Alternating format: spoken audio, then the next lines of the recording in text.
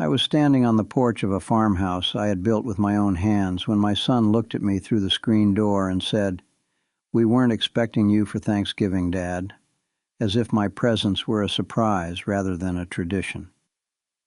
The chill in his voice cut deeper than the November wind, and I felt the boards beneath my boots creak as if they were sharing my shock. He didn't know it yet, but I had already decided to sell the house right out from under him, and a tiny voice inside me whispered that sometimes the only way to get respect is to reclaim what's yours. Before we get into how a man reaches the point of selling the family home to teach his son a lesson, tell me in the comments where you are listening from and what chore or indulgence you're enjoying while you listen. Your stories always make this old heart smile. My name is Harold, though most folks call me Hal, and I was born in 1956 in rural Kansas, where wheat fields stretched farther than you could throw a stone, and the nearest neighbor was a half-mile away. My parents were Dust Bowl survivors who taught me that every nail could be reused, and every drop of rain mattered, lessons that seeped into my bones like linseed oil on a barn door. I grew up in a two-bedroom house with 3 siblings and a collie named Lady, and we shared chores, laughter, and hand-me-down sweaters that smelled of cedar and bread. By the time I was 12, I could patch a roof, butcher a hog, and bake a pie, skills that seemed commonplace then, but now feel almost mythical in a world of grocery delivery and smart thermostats. I married my high school sweetheart, Mary Ann, in 1978, under a canopy of maple leaves that my brothers had strung with lights, and we honeymooned by camping at a state park because money was tight and stars were free. We bought 5 acres from my father and spent 3 years building our farmhouse. Every wall we raised held memories of scraped knuckles, shared jokes, and nights when we fell asleep on plywood floors under a blanket of sawdust. Our son, Tom, was born in August of 1983 in a small county hospital where the nurse knew us by name. He had a full head of dark hair and lungs strong enough to rival the cicadas outside. We brought him home wrapped in a quilt made by his grandmother, and I remember how small he looked in the crib I built from oak boards salvaged from an old barn. Those first years were filled with the ordinary miracles of parenting: midnight feedings, tiny socks lost in the laundry, and the sight of chubby fingers reaching toward sunlight streaming through the kitchen window. Tom grew up running through wheat fields, balancing on irrigation ditches and collecting tadpoles in mason jars, always trailing behind me with a hammer or a question. I taught him to drive a tractor before he could legally drive a car, which in Kansas is almost a rite of passage. He sat on my lap, hands on the steering wheel, eyes wide as we rolled past bales of hay. We planted trees together, built fences, and repaired leaky faucets, and I thought that if I modeled hard work and respect, he would soak it up like rain into dry soil. Life, however, has a way of sanding down even the strongest beams. When Mary Ann died of ovarian cancer in 2005, Tom was 22, and our bond stretched then frayed as grief settled into our house like a stubborn dust. He moved to the city a few years later to attend culinary school and found work at a trendy restaurant in Topeka, returning home less often and only staying long enough to hug me, borrow tools, and leave with leftovers. I missed him, but I also understood the pull of independence. I myself had left my parents' house at 18, itching to prove I could carve out a life of my own, though my version of independence still involved Sunday dinners and borrowed tractors. Time marched on, and I aged into my 60s with arthritic hands that could still cut dovetails but sometimes needed a warm soak before bed. I took comfort in routine, in the familiar creak of the porch swing, and in the knowledge that Tom would always have a home to come back to. 3 years ago, Tom surprised me by asking if he could move back to the farmhouse temporarily. His apartment lease was ending, he said, and he wanted to save money to buy his own house while working on a new business concept, a farm-to-table pop-up restaurant. I didn't hesitate. I gave him the spare bedroom, cleared space in the pantry, and even helped him build a mobile wood-fired oven from an old trailer frame and bricks we found on Craigslist. He set up a small herb garden in the backyard, and our evenings were once again filled with clinking dishes, recipe experiments, and laughter that echoed off the walls like it used to when Mary Ann was alive. I convinced myself that this arrangement would strengthen our bond and give Tom the foundation he needed to launch his dream. I told myself that parents don't stop parenting just because their kids grow up. For the first year, things felt good. Tom paid a small amount of rent, more as a token than a necessity, contributed to groceries, and cooked meals that made me realize my taste buds had been underutilized for decades. Neighbors would pop by to sample his creations, and for the first time, the farmhouse became a hub of community again, with twinkling lights strung across the yard and the scent of rosemary and garlic wafting through the air. But slowly, small cracks began to appear, the kind you only notice when you run your hand along a piece of wood and feel a splinter catch on your skin. Tom started to invite his friends without asking, people I didn't know who parked in the field and treated the house like a backdrop for their social media posts. There were nights when voices and music kept me awake past midnight. He dismissed my polite reminders about quiet hours with a laugh and a casual, "Calm down, old man. This is good for you. It keeps you young," as if my sleep were a luxury and not a necessity for my aging body. When I asked him to clean up after a large gathering that left the kitchen sticky and the living room littered with Solo cups, he waved a hand and said he'd do it later, but later never came, and I found myself scrubbing floors at dawn.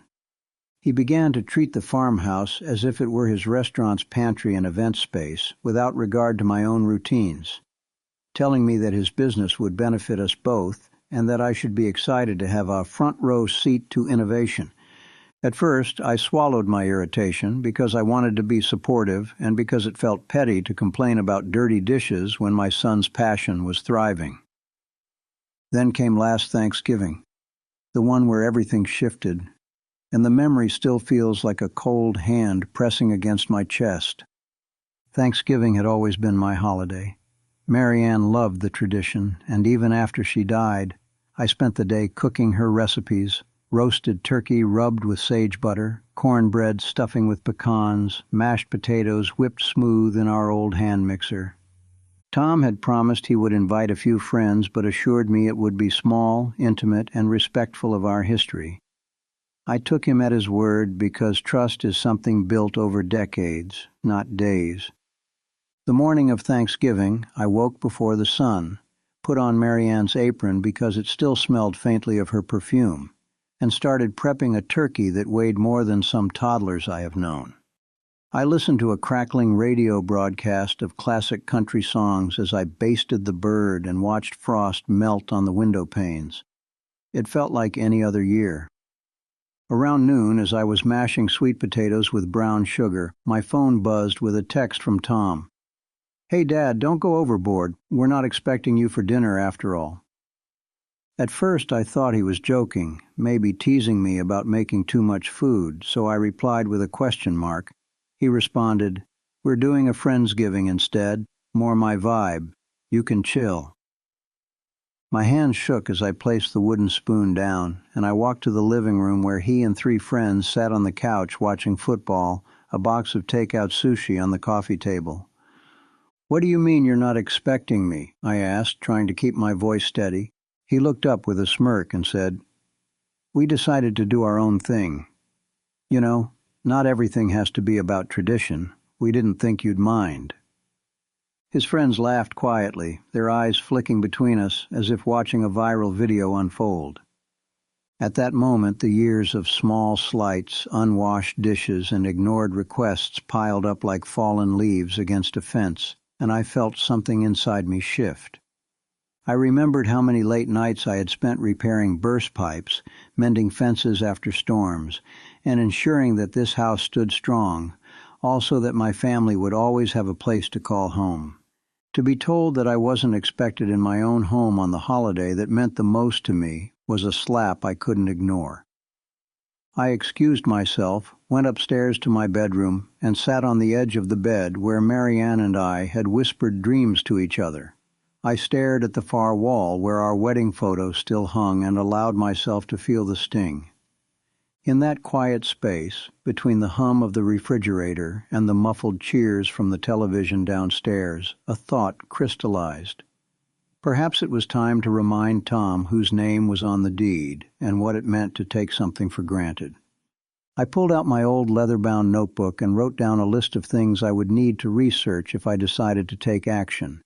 Property laws, tenant rights, bank policies for large transactions, and yes, even consent laws, because the idea of recording our conversations had already flickered through my mind.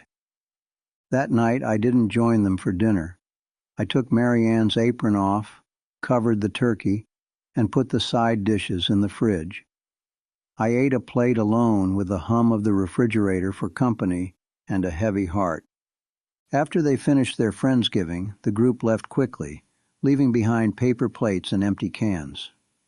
Tom headed upstairs without a word, and I cleaned the kitchen quietly, each sweep of the sponge across the counter fueling my resolve. The next morning, I drove into town and parked outside the public library, a building with murals of wheat fields and children reading painted on its brick walls. Inside, I sat at a table with a stack of books about property law and a laptop open to government websites. I'm not a lawyer, but my father always told me that ignorance of the law is no excuse. I learned that because Tom had been paying a small rent and had an informal arrangement to live at the farmhouse, he could be considered a tenant in the eyes of the law. That meant I couldn't simply lock him out or change the locks without following the proper eviction process. Self-help evictions, where a landlord changes the locks or shuts off utilities without a court order, are illegal and can lead to hefty penalties. Instead, I would need to give him written notice, file an eviction case if necessary, and have a sheriff enforce the eviction once a judge granted it. The process could take weeks or months depending on the court's schedule. As I took notes, my jaw tightened. I realized that any plan to sell the house would have to respect these laws, even if Tom's behavior felt like a betrayal. I also read that Kansas is a one-party consent state, which means I could legally record our conversations as long as I was a participant and the recording wasn't used for criminal purposes. This mattered because I wanted a record of the disrespectful remarks he had made, not to humiliate him, but to protect myself if he later claimed the conversations never happened. Another thing I discovered that day was the intricacy of bank policies regarding large transactions. Under the Expedited Funds Availability Act, banks are required to make the first $225 of a deposit available the next business day and the remainder by the second business day for most checks. However, for checks over $5,525 or for new accounts, banks can place a longer hold, up to 9 business days, and they must notify the customer if they decide to hold the funds longer. This information came from a Federal Reserve guidance document, and I wrote down the numbers carefully because I knew that selling a house would involve large sums of money, and I didn't want to get caught in a funds availability limbo. Armed with these facts, I left the library with a clear plan forming in my mind. I would not act out of anger, but out of necessity, and I would follow the law to the letter. On my way home, I stopped by the local hardware store to pick up new locks, not for the farmhouse, but for the barn and storage sheds, because Tom's friends had taken to wandering around the property, and I wanted to secure my tools. I also drove past a real estate office. The sign out front read, Miller Realty, family-owned since 1960, and something in me trusted the fact that they had lasted as long as we had. I made an appointment with Mrs. Miller, a woman in her 70s with bright eyes and a handshake that reminded me of my mother's grip when she kneaded bread. We sat in her office, surrounded by black and white photos of farmhouses and families, and I explained my situation without bitterness but with clarity. My son was disrespecting the home, and I wanted to explore selling it. Mrs. Miller nodded slowly and listened as if each word were a nail she was hammering into a board. She told me that the market for farmhouses was strong because people were seeking space after years of city living. She also reminded me that any buyer would have to honor existing tenancy laws. If Tom didn't leave voluntarily, the sale would proceed, but he would have to be evicted through the legal process, which could delay the closing. I asked her how long it usually took to sell a property like mine, and she said that once it was listed and under contract, closing could occur in as little as 30 days, but if there were legal issues, it could drag on for months. I told her that I would need time to serve notice and that I wanted to move deliberately. She told me to consult with a lawyer, and we shook hands. The next stop was my attorney's office. Mr. Davis had handled the probate when Mary Ann died and was a trusted advisor, always speaking in plain language and charging a fair rate. He confirmed what I had learned. I needed to give Tom 30 days written notice to vacate, even if we didn't have a formal lease. Kansas law allows a landlord to terminate a month-to-month tenancy with proper notice. He also looked at me over his glasses and said, "Hal, court calendars are backlogged these days. Even if you file an eviction tomorrow, it might be months before it's heard. Be prepared for delays, and don't count on a quick resolution." I nodded and felt the weight of time pressing down. I could already imagine Tom dragging his feet and using the system to stay as long as possible. Mr. Davis advised me to send a certified letter outlining my intention to sell the property and giving Tom notice to vacate by a specific date. He also suggested I record any interactions with Tom regarding this matter, given our one-party consent laws, so there would be no he said later. He warned me not to change the locks or shut off utilities to force Tom out because that would be considered a self-help eviction and could backfire. Leaving his office with a folder of paperwork and a heavy heart, I realized that this path wasn't just about selling a house. It was about reclaiming my dignity and teaching my son that actions have consequences. When I returned home, Tom was in the kitchen plating seared duck breasts for a pop-up dinner he was hosting that night. The kitchen counters were covered with herbs, microgreens, and small squeeze bottles of sauce. I told him we needed to talk, but he waved me off, saying he was in the weeds and that we could chat later. The old me would have backed off, but the new me insisted.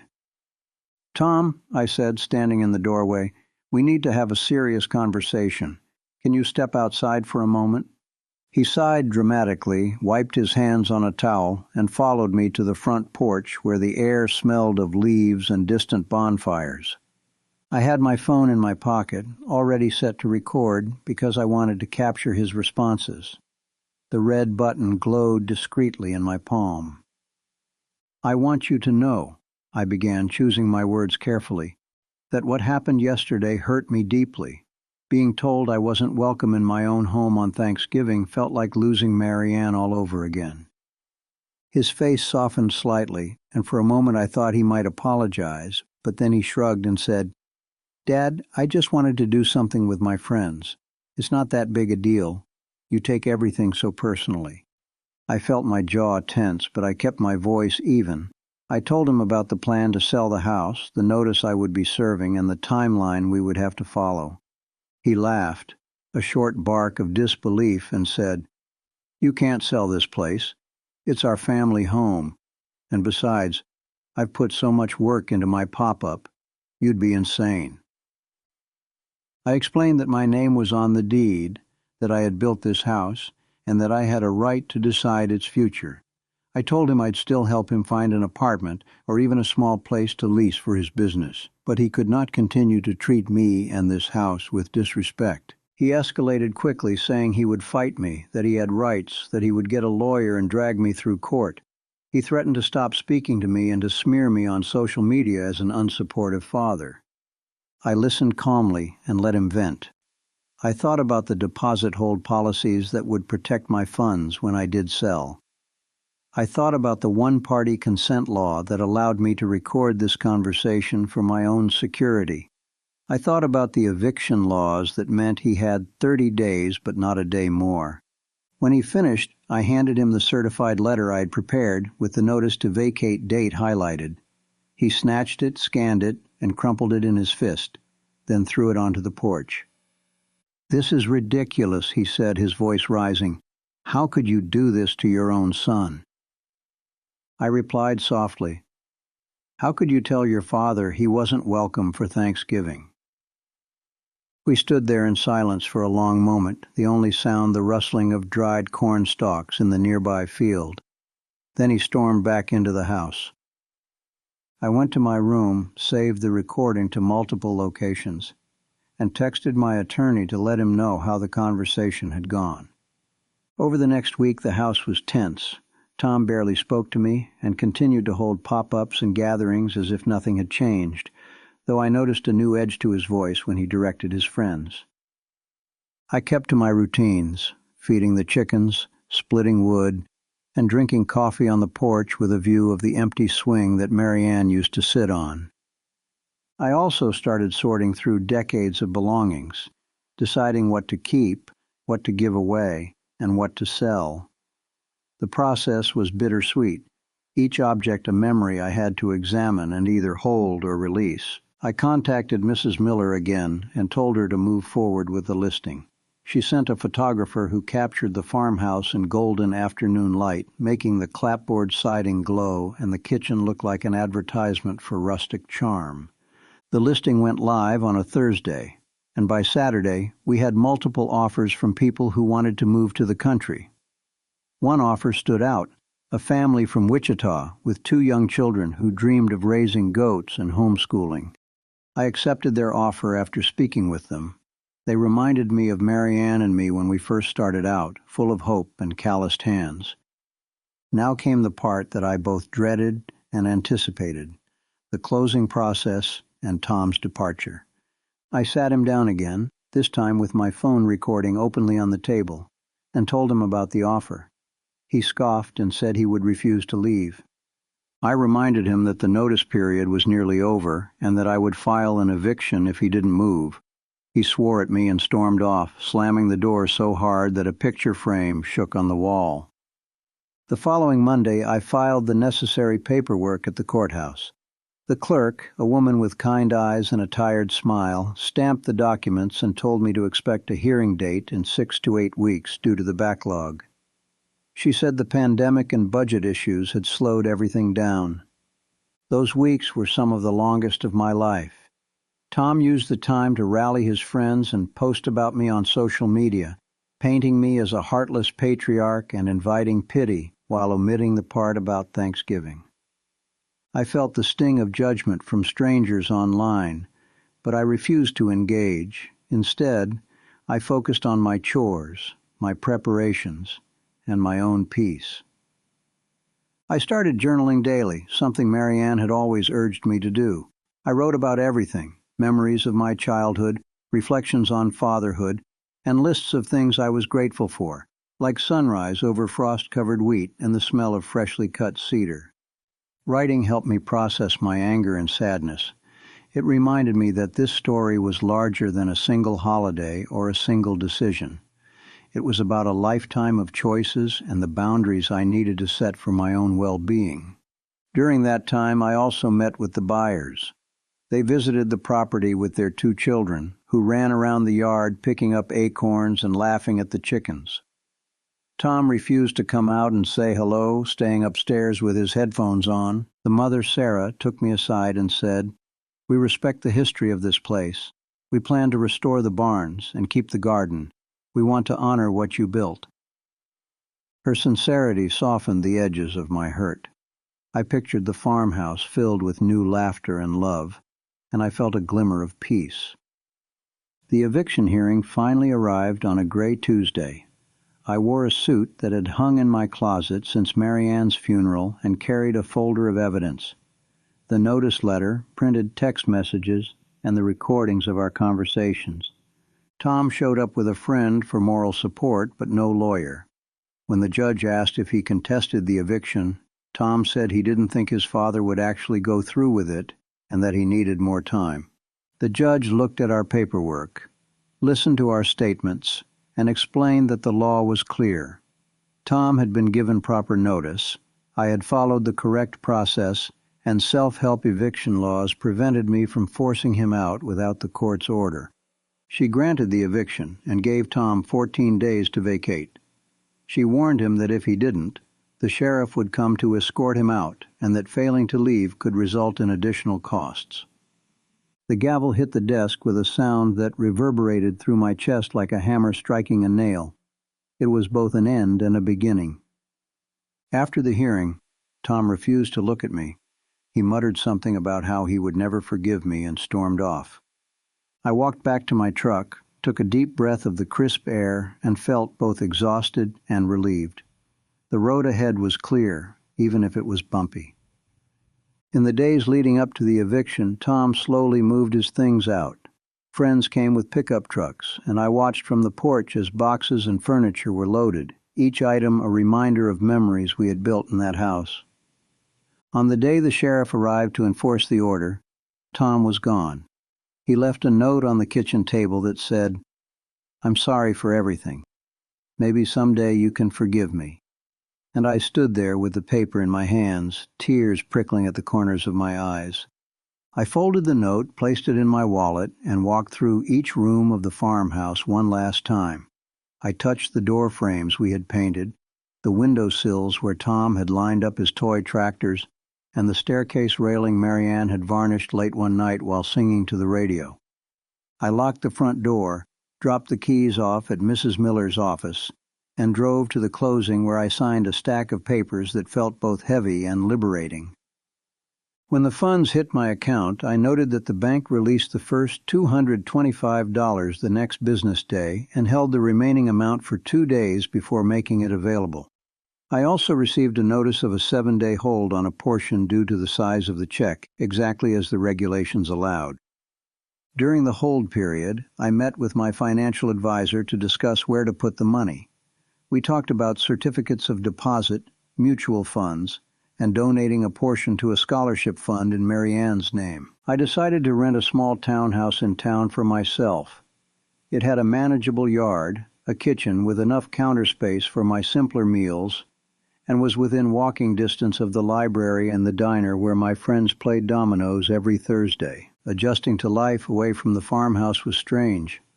I missed the sound of coyotes at night and the way the morning sun lit up the fields, but I also appreciated not having to maintain acres of land and not worrying about late-night parties.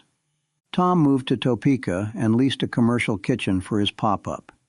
He sent me occasional texts with photos of dishes he was proud of, and I responded with encouragement, careful not to reopen old wounds. It took months for us to speak face-to-face.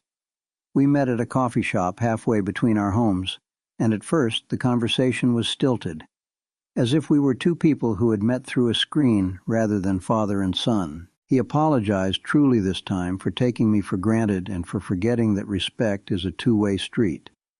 He said he understood why I had done what I did, and that losing the farmhouse had been a wake-up call. I listened and accepted his apology. I told him that I wasn't sorry for enforcing boundaries, but that I wished we had never reached that point.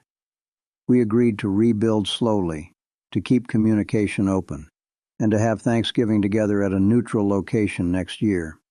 Since then, our relationship has improved. We don't live together, and perhaps that's for the best. Distance can be a balm, giving each person space to grow and reflect. We talk weekly, share recipes, and he sometimes brings me leftovers from his pop-ups. I still cook Marianne's recipes, and I invite Tom over when he's free, always making sure he knows he's welcome and always letting him know I expect his respect. Selling the house was one of the hardest decisions I've ever made, but it taught both of us that boundaries matter, that love without respect is hollow, and that sometimes a drastic act is needed to reset a relationship. And if you're listening to this and you're facing a situation where a loved one is taking advantage of you or your space, I encourage you to seek advice, learn the laws, and stand up for yourself, even if it feels uncomfortable. Remember that you have rights, whether it's recording a conversation in a one-party consent state to protect yourself, ensuring banks release your funds according to the law, or following the proper eviction process to avoid self-help penalties. Protect yourself by using a safe deposit box for important documents, storing digital copies of recordings, and keeping an organized file of bills, deeds, and correspondence. These habits might feel tedious now, but will make life easier when the unexpected happens. Remember, too, that court cases can take months or even years to resolve. Patience is a virtue in legal matters, and losing your temper could undermine your case. Most importantly, remember to care for yourself during stressful times. Go for walks, eat well, talk to friends, seek counseling if needed, and know that you're not alone. Many of us have faced similar challenges and come out stronger on the other side. If you've made it this far, thank you for listening to my story. Please leave a comment telling me where you're listening from and whether you've ever had to set a boundary with a loved one. Your stories help others feel less alone. I also encourage you to subscribe and turn on notifications so you won't miss the next story. I promise it will be just as honest and hopefully a bit uplifting.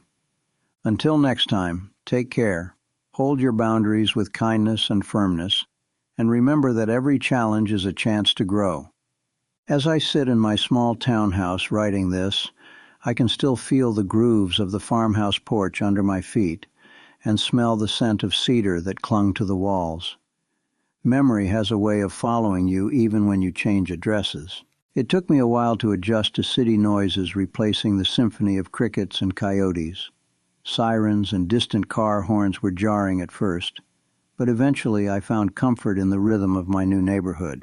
I walk each morning past brick buildings with murals and coffee shops where the baristas know my name and ask about my day.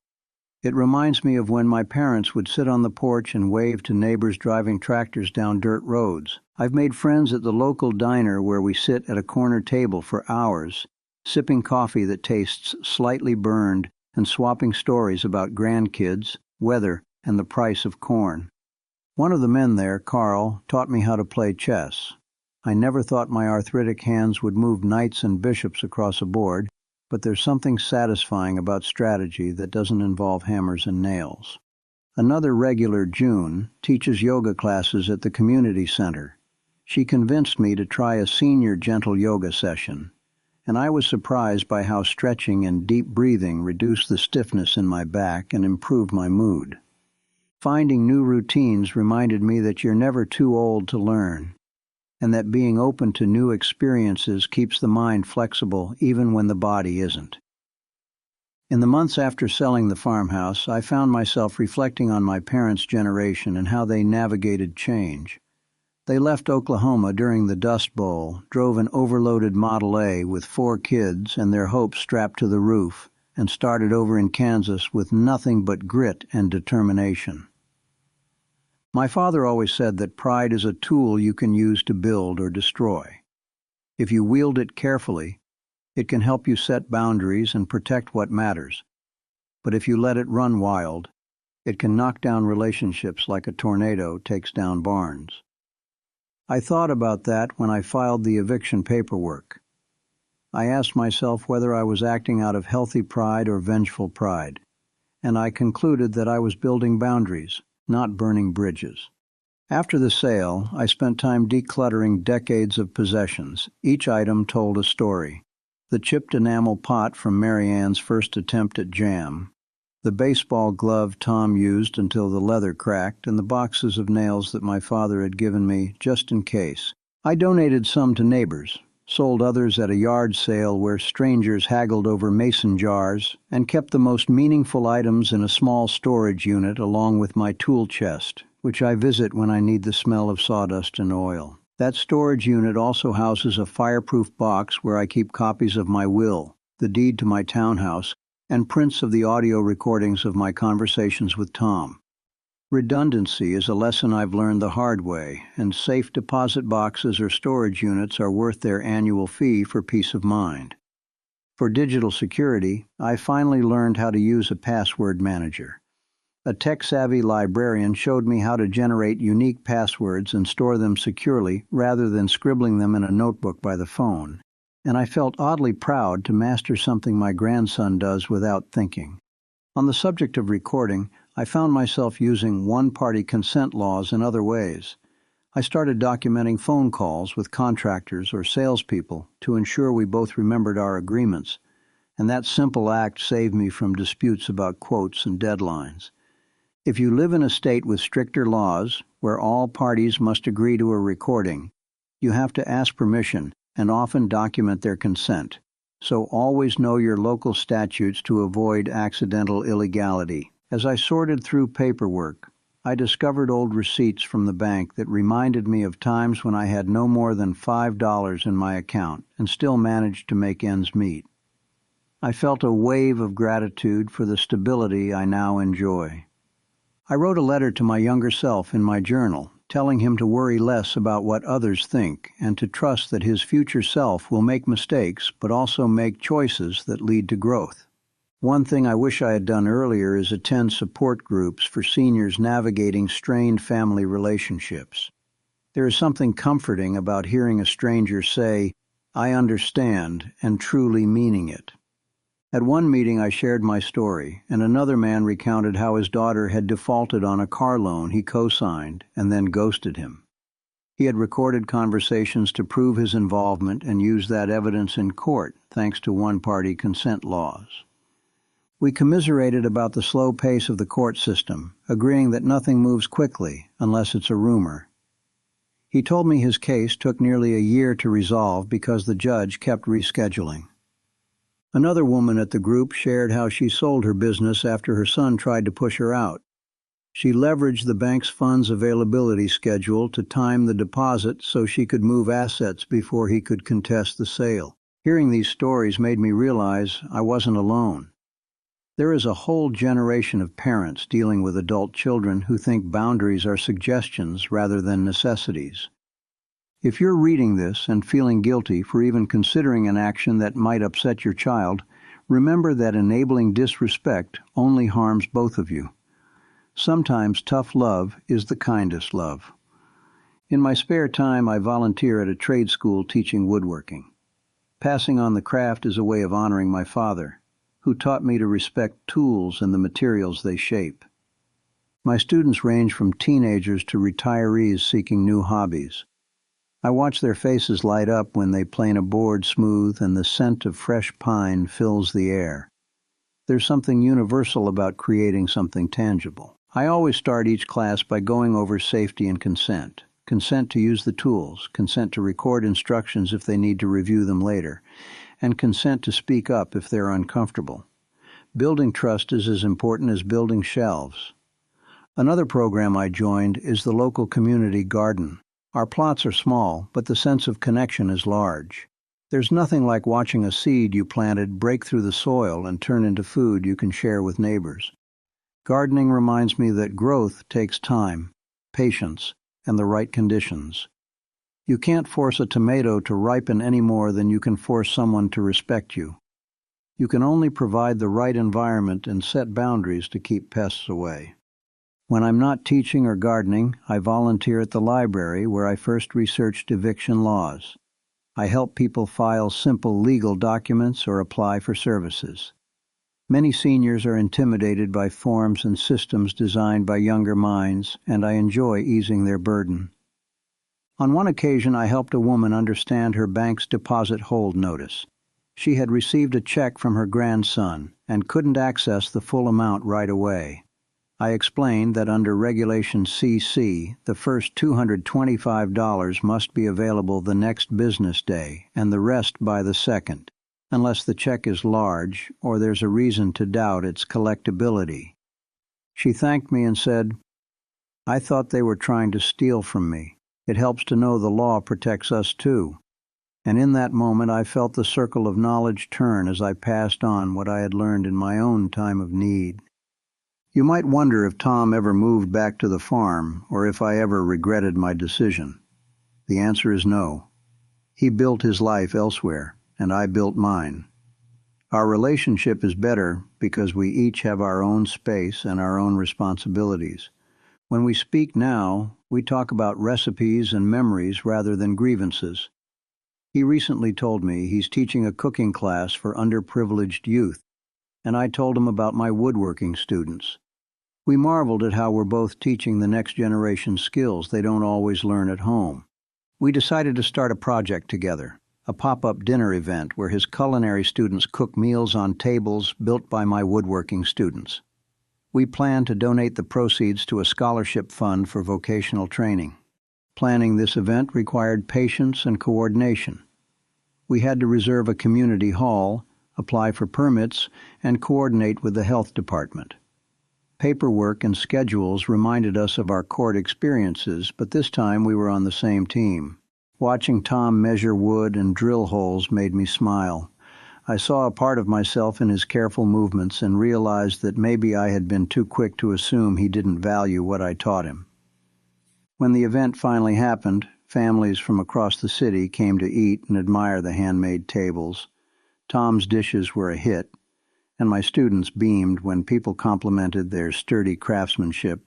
At the end of the night, Tom raised a glass of sparkling cider and said, "To my dad for teaching me that boundaries can lead to bridges," and the room erupted in applause. I felt my eyes sting but didn't wipe the tears away. Moments like that make me grateful for the path I chose, even though it was rocky. They remind me that growth often requires pruning, just like a tree needs limbs cut back to grow stronger. One reader asked me in a comment whether I ever felt guilty about selling the farmhouse when there are so many homeless people in the world. I responded that guilt is a natural emotion, but each of us has to manage the resources we have in the way we believe is right. I donated a portion of the sale proceeds to a housing charity that builds tiny homes for veterans. The project hires and trains veterans to do the construction themselves, giving them both shelter and a sense of purpose. I also earmarked funds to establish a scholarship in Mary Ann's name at the local high school for students pursuing vocational trades or culinary arts. I like to think that she would have been proud of that legacy. When I told Tom about the scholarship, his eyes lit up. He offered to give a guest lecture about farm-to-table cooking and to mentor any students who needed career advice. Again, I saw the circle complete itself. Not all days are easy. There are mornings when I wake up and for a split second think I hear Mary Ann humming in the kitchen. There are evenings when I miss the long shadows of our property and the peace that comes from sitting under an open sky. In those moments, I remind myself that the essence of the farmhouse lives in me, not in the wood and nails. It lives in the recipes I still cook, the stories I tell my grandchildren, and the habits of care and respect that define my relationships. Respect is like a well-made joint in carpentry, strong when properly fitted, invisible to outsiders, and able to support great weight. But if one side refuses to bear its share, the joint will eventually fail. Setting boundaries with Tom required me to trust that he could bear his own weight. When he failed to respect our home, the joint loosened, and I had to take action. Now our relationship has been replanned and reassembled, stronger because each of us does our part. If you're wondering whether you could ever sell something beloved to you, I would encourage you to look at what really matters. Is it the object or the principles it stands for? Our society often confuses sentimentality with obligation. Just because something has been in the family for generations doesn't mean you are obligated to keep it at the expense of your well-being. I've seen people hold on to homes they can't afford or relationships that harm them because they're afraid of judgment.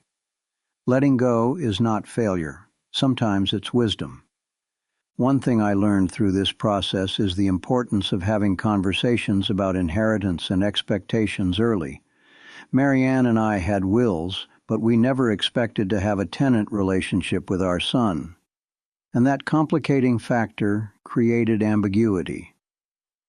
If you own property and think your children might one day live there, write down your expectations, set up formal agreements, and consider having them pay fair rent. Clarity prevents resentment. It may feel awkward to ask your adult child to sign a lease, but that piece of paper protects both of you.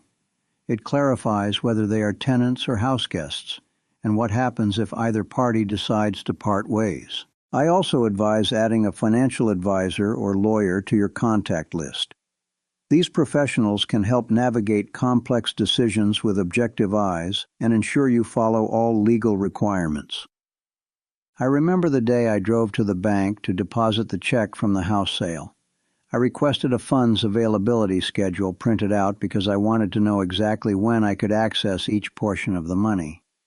The teller smiled and said, "Most people don't know to ask for that." I told her that I had learned the hard way. When you deposit a large check, the bank must make the first $225 available next business day, and the rest within a few days. But if the amount is over $5,525, they can hold the excess for up to 7 business days. She confirmed and printed a hold notice that outlined the dates. I pinned it to my fridge and noted the days on my calendar. When the funds cleared, I transferred them to separate accounts, keeping a buffer and investing the rest. That hold notice also reminded me of the importance of building emergency funds. I set aside enough cash to cover 6 months of expenses because unexpected events, like a delayed eviction hearing, can strain finances if you're not prepared. Another practical step I took was to create a Go binder with copies of important documents: birth certificate, social security card, insurance policies, medication lists, and instructions for my power of attorney. I told Tom where to find it in case of an emergency, trusting him with that responsibility. It might seem paradoxical to trust someone with your health decisions when you didn't trust them in your home, but relationships are complex. I love my son, and despite our conflicts, I know he will step up when it matters most. We've both grown. He no longer sees me as an obstacle to his creativity, and I no longer see him as a careless guest. We've learned to recognize each other's strengths and limitations. Our Thanksgiving this year will be held at the community hall where we held our pop-up. Tom and I will cook together. He will prepare a turkey roulade with herb stuffing, and I will make Marianne's cornbread. Our friends and students will bring sides. The invitation list includes my new neighbors, the librarian who taught me about password managers, the yoga instructor who helped me find balance, and the family who bought the farmhouse. I want them to see that selling a house didn't end our story, it expanded it. We'll sit at tables built by my students under strings of lights and share stories of resilience. We'll raise our glasses to the idea that family is chosen as much as it is given and that boundaries can coexist with love. I hope this story encourages you to examine your own traditions and decide which ones serve you and which ones need updating.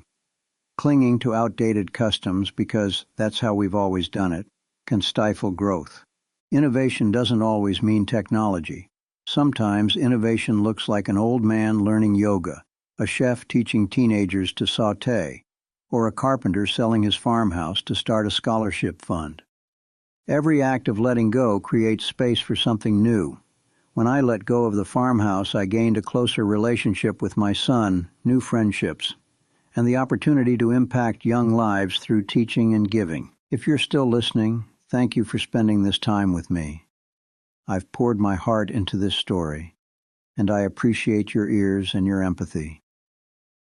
Please leave a comment telling me where you are in the world and what tradition you've let go of or embraced.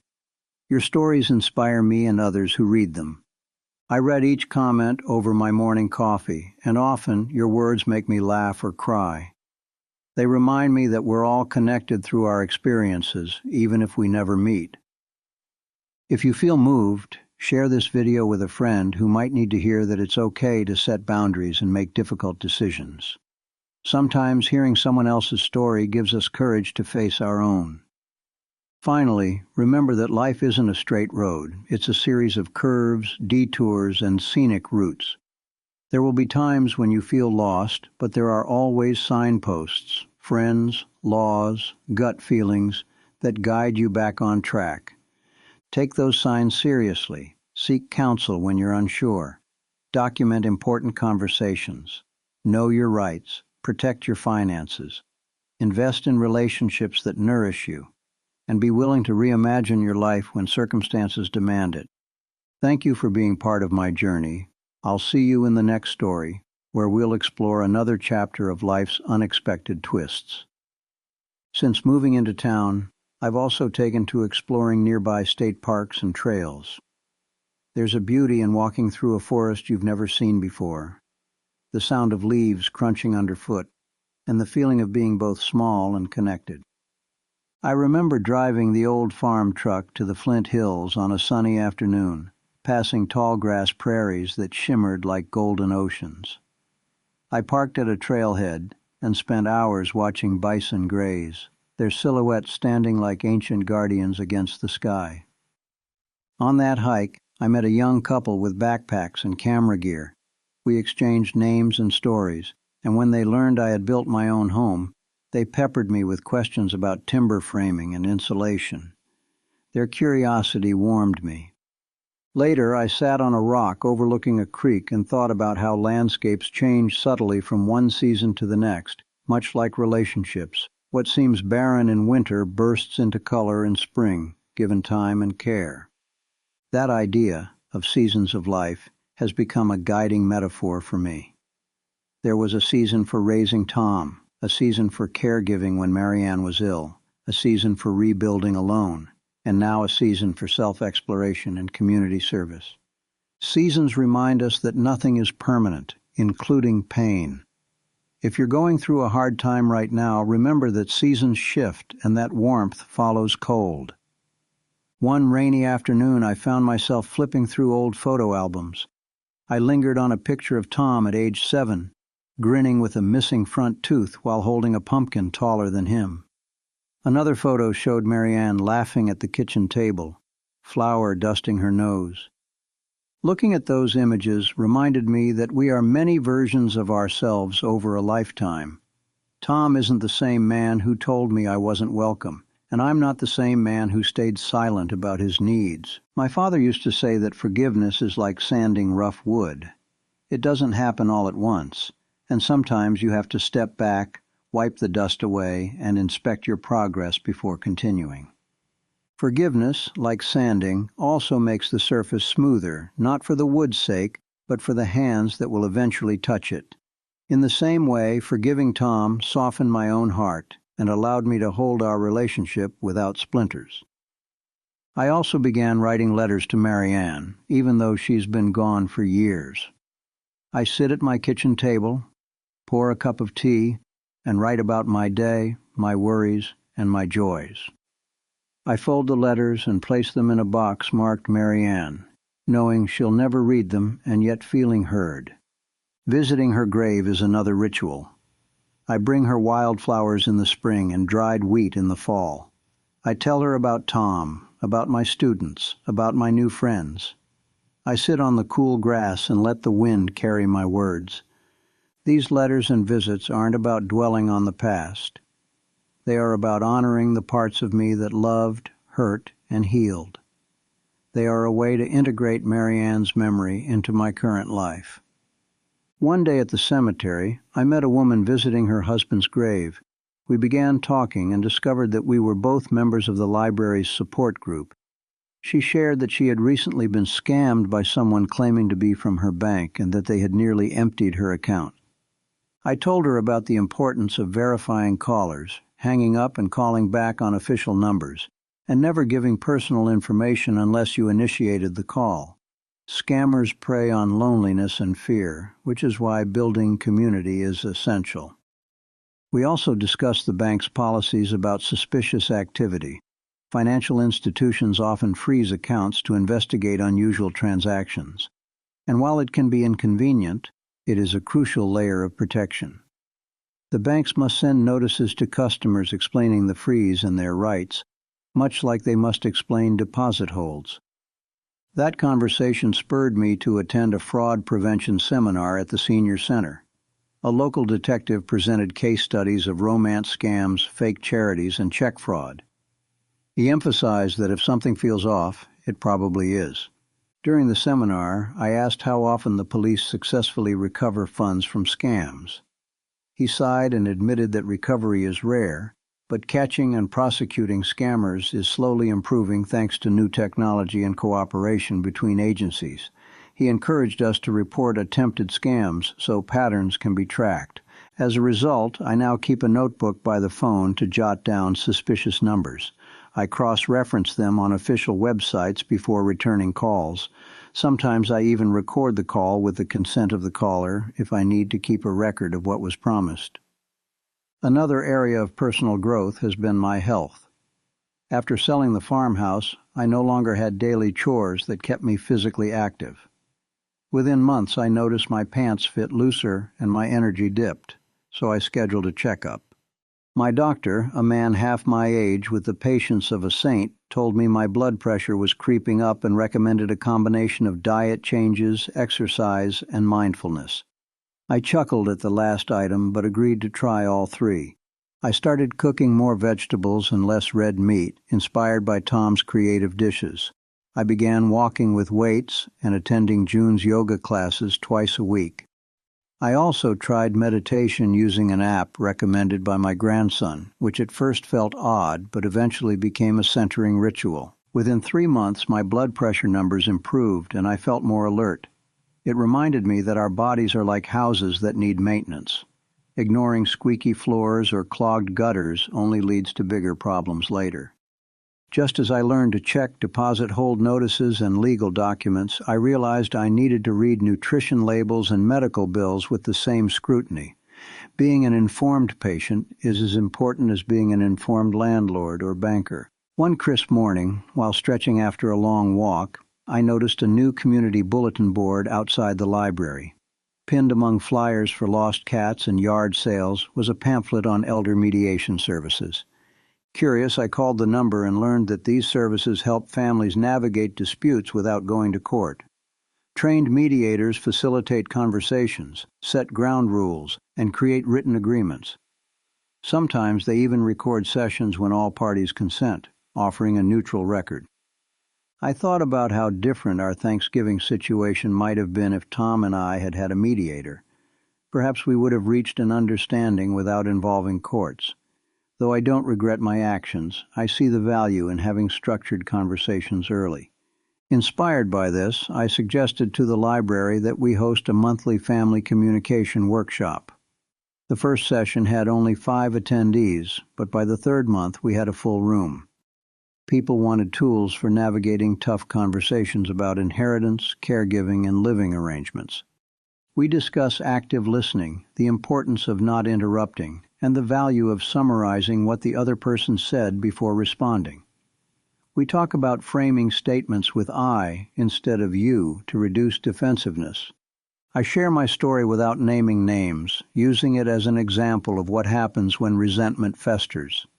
I emphasize that documentation, whether recordings, written agreements, or journals, helps because memory is fallible and feelings can distort facts. Hearing other families share their struggles helps normalize conflict. One woman recounted how her brother expected to inherit the family farm because he was the only son. Even though her sisters did much of the farm work, they're now in mediation to create a fair arrangement. Another man revealed that he had been caring for his mother alone while his siblings lived far away. He set boundaries by sending a letter explaining the care schedule and asking for financial contributions. One sibling offered to pay for respite care, and the tension eased. These sessions remind me that boundaries aren't punishments. They are invitations to healthier relationships. They are like fences that keep livestock safe. When built respectfully and maintained, they allow connection without chaos. In addition to mediation, I've become more involved in local politics, attending city council meetings to advocate for issues affecting seniors, accessible transportation, property tax relief, and community health care. I stood at a podium recently and shared how some of my friends had to choose between paying their heating bills and buying medication. I urged the council to consider expanding assistance programs. Public speaking was never my forte. My hands shook and my voice cracked, but I remembered Mary Ann's advice. If you have something worth saying, don't let fear silence you. After the meeting, a young council member approached me and thanked me for the perspective. She said her grandmother had similar struggles but hadn't told anyone. She promised to look into the issue. Advocacy has taught me that our voices matter at any age. We often assume younger generations know our problems, but they don't. Speaking up is a form of boundary setting with government. In my advocacy work, I've also encountered the frustrating reality of bureaucracy. Just as courts are backlogged, so are funding approvals. You file paperwork and then wait months for a response, constantly checking for updates and following up. I've learned to keep detailed records of conversations with officials, noting dates, names, and promised actions. I store copies of emails, letters, and call logs in a binder. Sometimes I use my one-party consent rights to record phone calls with agencies to ensure accountability. These practices might seem paranoid, but they provide peace of mind. When someone claims they never promised something, you can reference your notes or recording. Just like the bank's deposit hold policy, documentation protects you. You may wonder if all this monitoring and documenting makes life feel like a legal minefield. In some ways, it does add an extra layer of vigilance, but it also empowers me. Knowledge is power, and clear records reduce anxiety. Another surprising joy has been reconnecting with my siblings. During the years of raising Tom and caring for Marianne, we drifted apart geographically and emotionally. Selling the farmhouse prompted me to reach out. My sister Ruth lives in Arizona and is an artist. She sent me a painting of a Kansas wheat field with a small farmhouse silhouette that now hangs in my living room. We speak every Sunday and reminisce about summers spent playing hide-and-seek among hay bales. My brother John, who spent his career in the Air Force, invited me to visit him in South Carolina. I flew for the first time in years, surprised at how cramped airplane seats have become, and enjoyed walking along the beach with him, our toes sinking into warm sand. We talked about our parents and how their way of handling conflict influenced our own. We agreed that while they avoided confrontation, we wanted to break that pattern by having honest conversations, even when they're uncomfortable. It felt healing to share my story of selling the farmhouse with them. They listened without judgment and told me they were proud of me for standing up for myself. Their validation soothed lingering doubts. As we age, our circle of friends often shrinks due to people moving or passing away. Intentionally reconnecting with family can replenish that circle, offering shared history and unconditional love. In addition to family connections, I've also tried something completely new: learning a second language. I chose Spanish because many of my neighbors speak it, and I wanted to connect more deeply with them. Learning new vocabulary and grammar at 70 feels like climbing a hill with a heavy backpack, but progress is progress. I practice with my neighbors at the community garden, exchanging gardening tips and recipes in both languages. My neighbor, Maria, laughs when I mispronounce words but encourages me. She invited me to her family's Dia de los Muertos celebration, where I tasted pan de muerto and listened to stories about her ancestors. I appreciated how other cultures honor their loved ones, not unlike my visits to Marianne's grave. This experience taught me that stepping into someone else's cultural traditions can broaden your understanding of your own. It's another form of compassion and respect. I also started attending a digital photography class at the senior center. My grandson gifted me a refurbished DSLR camera, and I wanted to know how to use it properly rather than keeping it on auto mode. The class taught me about aperture, shutter speed, and composition. I began photographing sunsets, dewdrops on leaves, and candid moments at community events. It gave me a new lens, literally and figuratively, through which to view my surroundings. One of my photos of a butterfly on a sunflower won a small contest at the county fair. Tom framed it for me and hung it in his restaurant. Customers ask about the photographer, and he proudly tells them it's his dad. Photography made me more aware of light and shadow, of how small details can change the entire feel of a picture. Similarly, small choices, like a tone of voice or a boundary set, can change the entire feel of a relationship. Another area I've explored is genealogy. I signed up for an online service that helps trace family trees. Spending evenings poring over census records and ship manifests, I discovered that our lineage includes carpenters, farmers, and one eccentric inventor who attempted to build a wind-powered washing machine.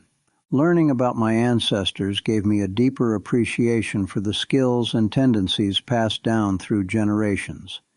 It also reminded me that we all carry stories we may never know fully, but we contribute to them by how we live.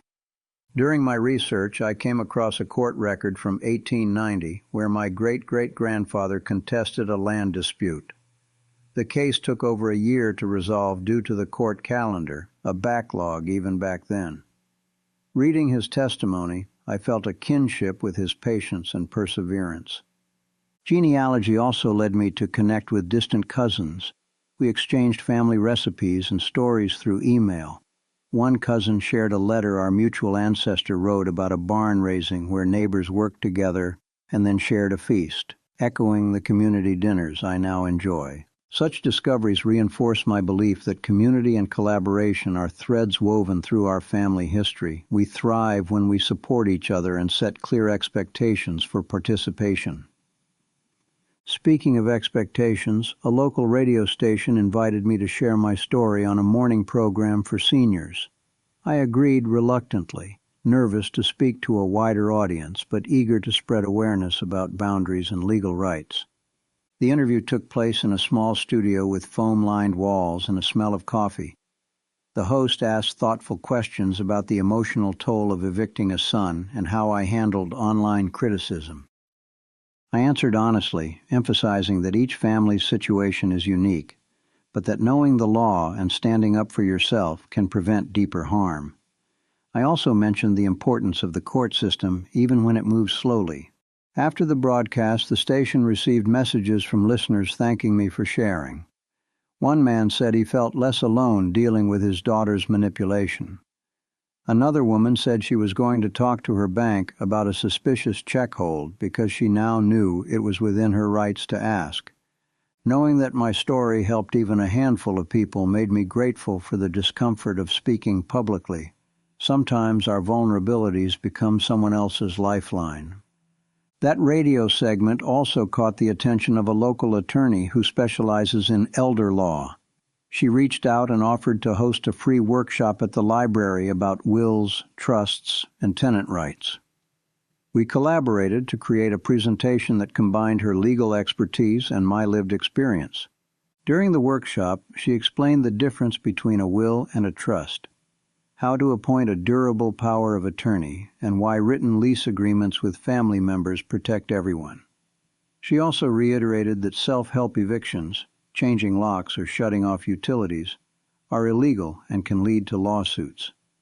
I told my story again, focusing on the steps I took to stay within the law. I shared my timeline, from library research to legal notices to court hearings.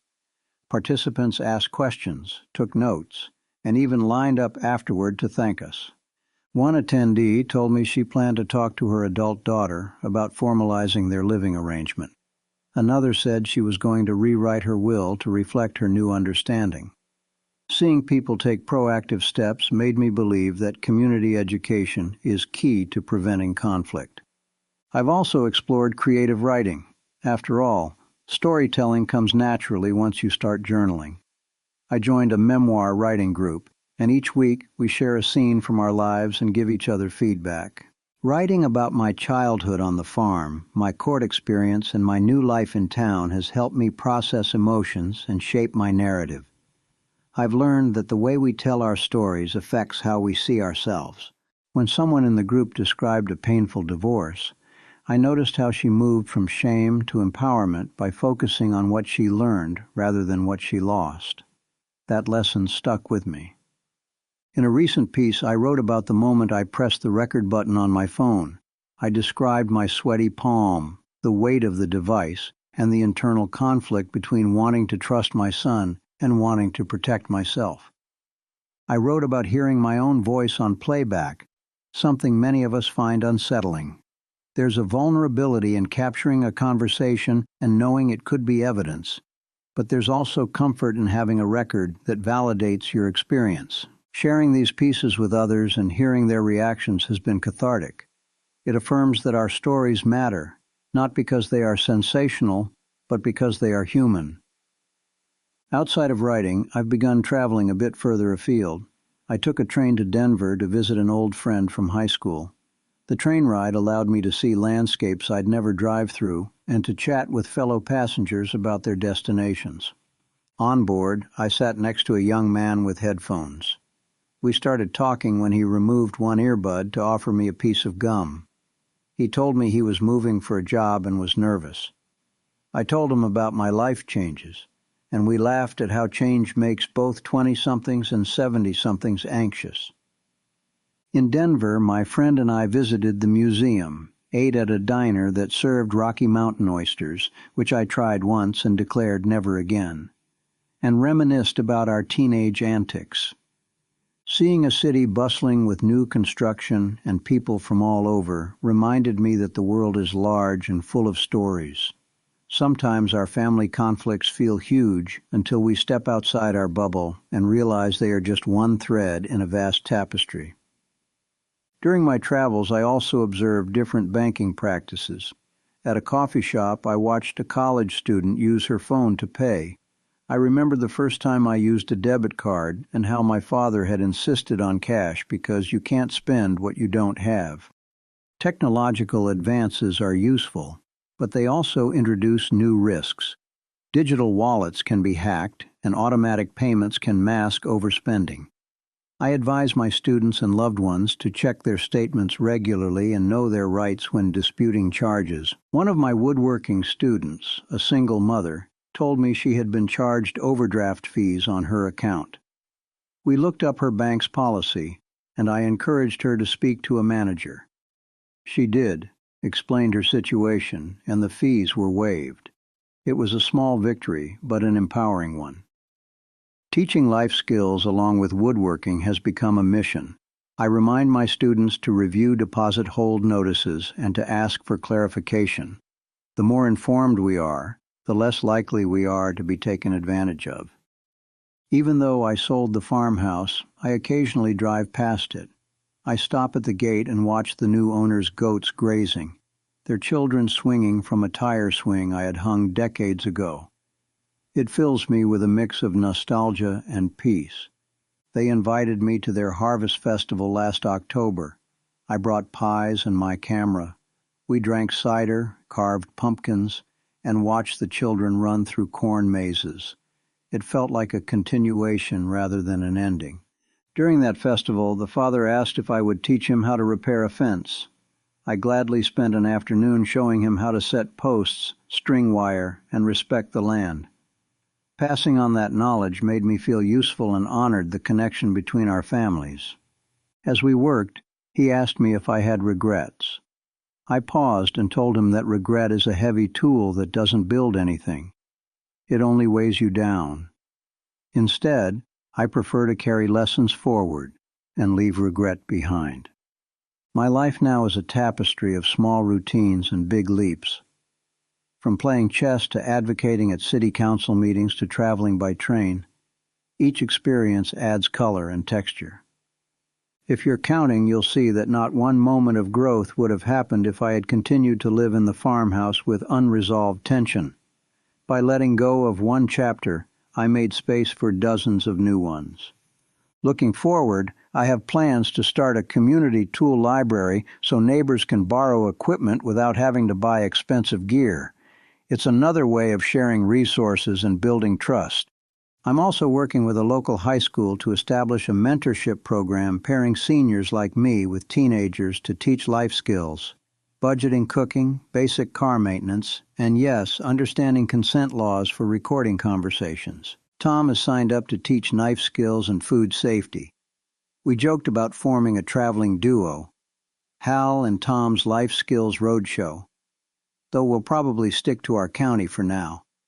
By helping the next generation, I hope to prevent misunderstandings that can lead to estrangement. If young people learn early about respect, boundaries, and legal rights, they can avoid mistakes we older folks have made. If you've listened to this entire story and the musings that followed, you've invested a significant amount of time. I want you to know that your attention is a gift, and I don't take it lightly. In return, I invite you to reflect on your own life. What boundaries need to be set? What clutter needs to be cleared, and what new experiences you might embrace if you weren't holding on to something out of obligation. Take a moment to imagine yourself a year from now. What would you like to have learned, explored, or resolved? Write it down as a commitment to yourself. If you feel overwhelmed, remember to tackle things in small pieces. You don't sand an entire table in one go. You work on a section, wipe away the dust, and then move on. Similarly, with relationships and legal matters, you take one step at a time, gather information, consult experts, document interactions, set a timeline, and follow through. When you look back, you'll see that each step contributed to a larger transformation. You'll also see that sometimes the hardest choices lead to the most meaningful growth. So whether you're dealing with an ungrateful adult child, a complicated property issue, a health scare, or simply the inertia of routine, know that change is possible at any age. I send you my encouragement, my empathy, and my respect, and I look forward to sharing more stories of resilience and reinvention with you soon. Before I go, let me share one last slice of life. Last month, I drove to Kansas City with friends to see a blues concert. The crowd ranged from teenagers to octogenarians, all swaying to the same rhythm under neon lights. At intermission, a young man struck up a conversation, curious about my hat and the calluses on my hands. When I told him I had spent 40 years building houses, his eyes widened, and he asked for advice on buying his first home. I told him to ask the bank about its funds availability policy before making large deposits and to insist on explanations for any hold placed on his money. I also advised him to read contracts in full and ask questions until he understood every clause. He thanked me and added, "My parents never taught me any of this." It reminded me that many young adults enter the world without critical knowledge of finance, law, or even cooking. Encounters like that concert conversation reaffirm why I share my stories publicly. Each time we exchange wisdom across generations, we weave another thread into the safety net that catches us when we stumble. As technology accelerates, so do our responsibilities. We must protect our personal information by using multi-factor authentication, shredding sensitive documents, and being skeptical of unsolicited calls or emails. These are modern equivalents of locking your barn and not leaving the cash box on the porch. Staying vigilant doesn't mean living in fear. It means honoring the work you've done to build a life by not letting someone else undo it through carelessness or deceit. Kindness also matters. Setting boundaries is a form of kindness to yourself and others because it defines expectations. But kindness in tone, in patience, and in listening can soften the blow of a hard truth. As you navigate your own relationships and decisions, try to pair firmness with compassion. You can say no while still honoring the humanity of the person you're saying no to. Lastly, never underestimate the power of telling your story.